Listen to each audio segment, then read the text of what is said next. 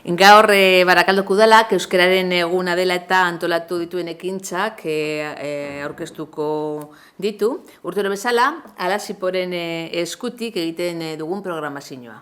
Abenduaren 3 data seinalatua da gure hizkuntza bultzatzen, erabiltzen eta osatzen jarraitzak duen garrantzian sinesten dugun guztiontzat. Urtero bezala, egun hau aukera bat bihurtu nahi dugu euskara ikustarazteko, gure egunerakotasunean euskararen presentzia indartzeko eta adin guztientzako naturala, atsegina eta eskuragarria izango diren espazioak sortzeko. Horregatik, aurten hori bilatzen duten 3 ekintza prestatu ditugu. Euskara partekatu, praktikatu eta bizitza. Lehenengo eta behin kafealdia. Kafealdia berriz ospatuko dugu udaletxean, goizeko 10:00-tik 11:30. Itzordua, udal langilek euskararen egunaren espirituarekin bat egin, kafea partekatu eta mintza praktika modu lasaian egiteko.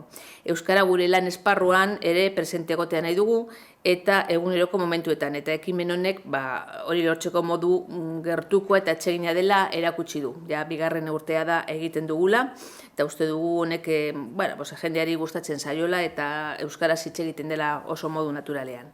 2. ekintza gazte mintzodromoa. Aurten gazteak ere protagonistak izaten nahi dugu. Horregatik jarri dugu abian gazte mintzodromoa. Clara Kanpamor zentro zibikoan. Hau izango da 12:00-tik 2:00. Beurko, Trueba eta Minas institutuetako batxilergoko ikasleen parte hartzearekin. Helburua gazteek benetan interesatzen zaizkien gaiei buruz hitz eginez euskara praktikatzea da, baina mintzodromo tradizionalaren dinamikari jarraituz. Gure ustez gazteen ahotsa eta presentzia funtsezkoa da euskararen etorkizunerako.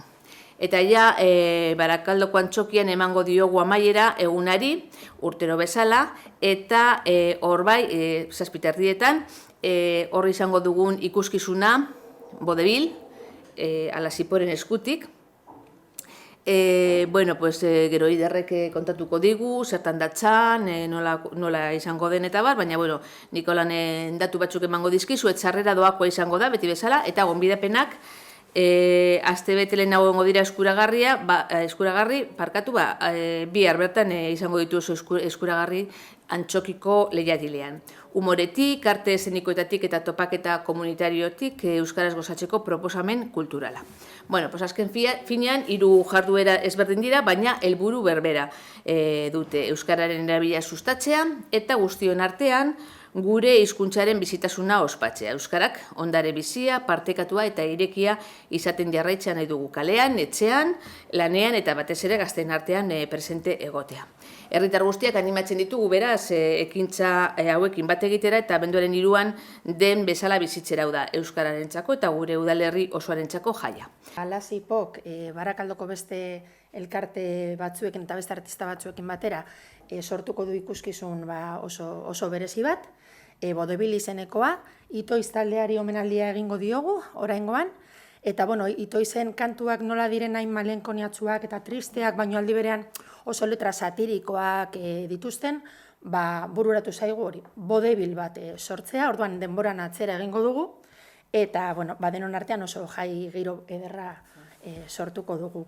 Beti bezala Alasipok musika sortu du, Alasipoko umetxoek abestu eta dantzatuko dute, gero laudantza taldeek, Barakaldoko laudantza taldeek parte hartuko duten, Amaiak, Errekaortuk, Ibarrakalduk eta Laguntasunak, gero zirkodomoko lagunak ere izango ditugu oholtza gainean, Julen Ebiza dantzaria eta Endikalaen raperoa bebai, Javi Santana gaztea izango dugu aktore lanetan eta maestro de ceremonias moduan aurkezle bezala estreinatuko da, espero dugu zuen gustokoa izatea, eta urtero lez Aritz Garziak egin du, Barakaldoko jende guztiak egin du lan hau, elkarlanean, eta Aritz Garziak berak egin du urtero bezala kartela, oso kartel ederra, beste garai batera eraman gaituena, baino ikusten bada ondo kartela, hor agertzen da oraingo Barakaldoko esentzia, baita Itoizen aipamenak,